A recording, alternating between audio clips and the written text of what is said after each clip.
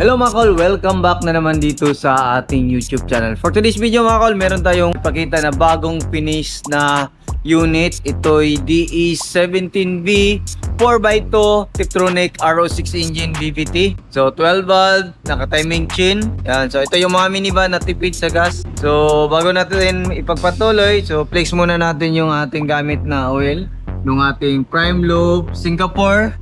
Meron tayong fully synthetic, semi-synthetic, then mineral-based na oil. So yan yung gamit natin na oil sa lahat ng mga sasakyan na nandito sa shop natin. So dito na tayo sa ating minivan. Yan, napakaganda.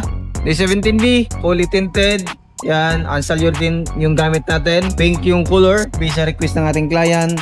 Then nagdagdag tayo dito ng chrome kasi yung mga D17 na original is walang chrome dito. Basta V-bar yan. Then naglagay tayo ng amber light dito. Then nakita natin naglagay din tayo ng fog lamp with fog lamp housing. Then makita natin dito steel bumper.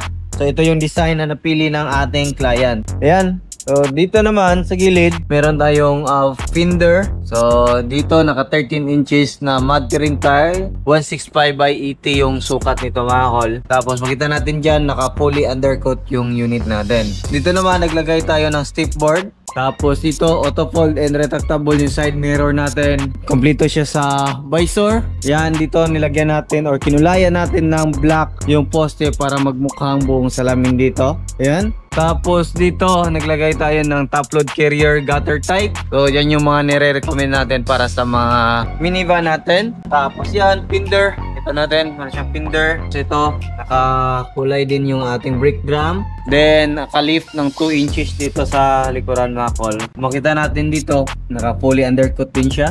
So dito, kita natin naglagay tayo ng spoiler kasi yung mga DE17V so walang spoiler. Ito yung mga spoiler sa mga D17W na variant. Then dito naglagay tayo ng ladder, aluminum ladder. Yan, third light, sticker sa channel natin. Ito yung backlash niya.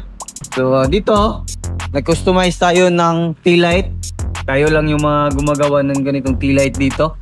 So from Jimny, LED, then complete LTO registered. Meron tayong dalawang camera. Yung camera isa dashcam, yung isa ating stereo. Meron din siyang plate light. Then yan, makita natin naka fully undercoat. Dito yung ating spare tire. So dito, check natin. Dito naman sa likuran mga kol, naka third seat siya. At the same time, pwede natin gawing storage box to. Then meron siyang sandigan. Dito, brand new yung matting natin. Tapos naka VIP ceiling. Ayan, so black yung nirequest ng ating client. Then dito naman tayo. Ito natin dito naka captain seat. Meron siyang headrest, armrest. Then all power window. Meron din siyang bottle holder sa gilid. Naka brand new na din yung matting natin dito. Then dito, naka plastic cover. Then dito naman makita natin yung ating jack at saka tie range. Ayan, nandyan. Brand new seat cover. So ito yung design na napili ng ating client. So napaganda, bagay sa ating unit. Dito, all power. Power window yung likuran. Power window yung ating harapan. So makita din natin dito yung ating other pads is meron siyang bottle holder. Yan, maganda. Tapos meron siyang cup holder or bottle holder dito mga kol. Ito yung harap natin. So kita natin, open natin dito. Ayan, para mas maliwanag. Napaganda ng design ng seat cover mga kol. Tapos dito makita natin handbrake. Yan, meron siyang headrest. Tapos dito napaganda kasi meron siyang extra lagayan sa itaas. Yan yung lagayan. Meron siyang extra mini fan. So yan yung request niya para mas madali yung lamig mula dito sa harap. Mas madaling ma-distribute doon sa likuran ng ating unit. Dito kita natin naglagay tayo ng digital temperature gauge dito. 9 inches Android touchscreen stereo with reverse camera. Naglagay din tayo ng dashcam.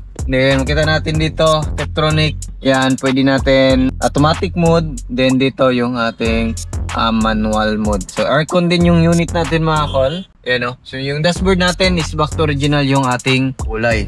So check natin. So naka-keyless entry.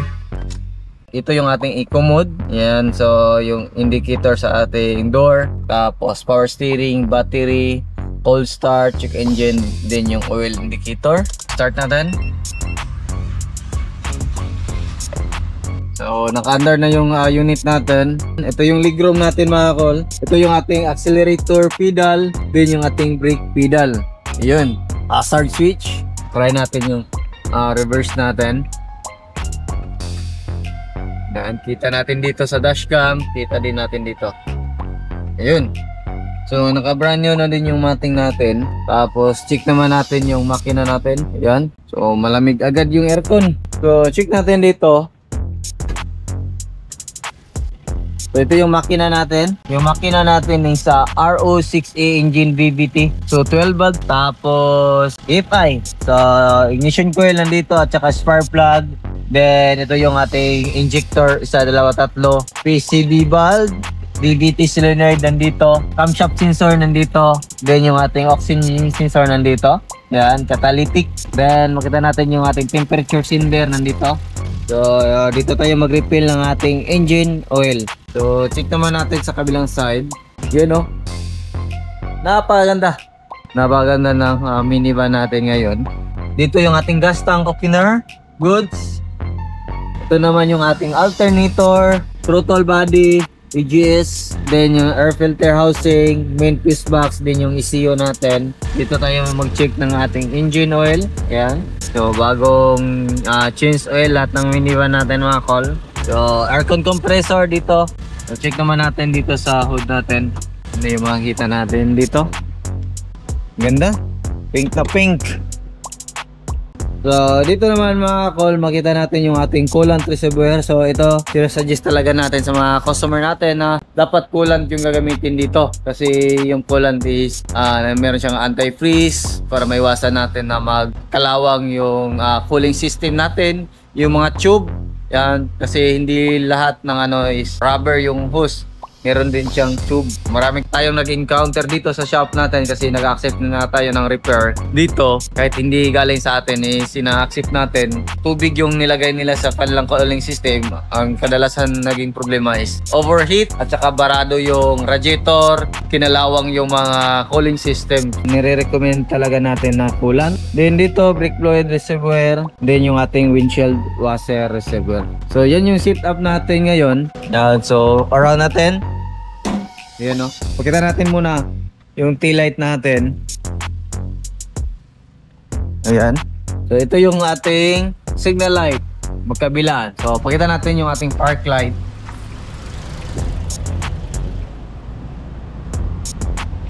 Ito naman yung ating park light. Ayan, no? Ganda. So, pag on mo, ganyan. Ayan. So, yan yung park light natin. Ito yung setup natin ngayon mga kol. So ito is umabot siya na 470,000.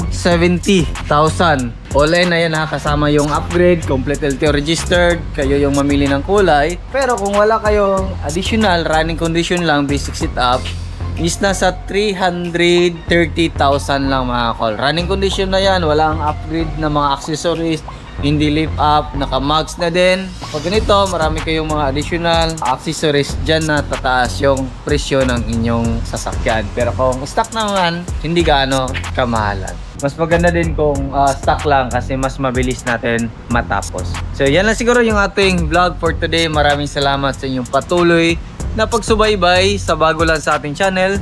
Don't forget to like, share, and subscribe. And click na rin yung notification bell para updated kayo sa ating mga next video uploads kayo. Ingat po mga kol and bye bye. God bless you.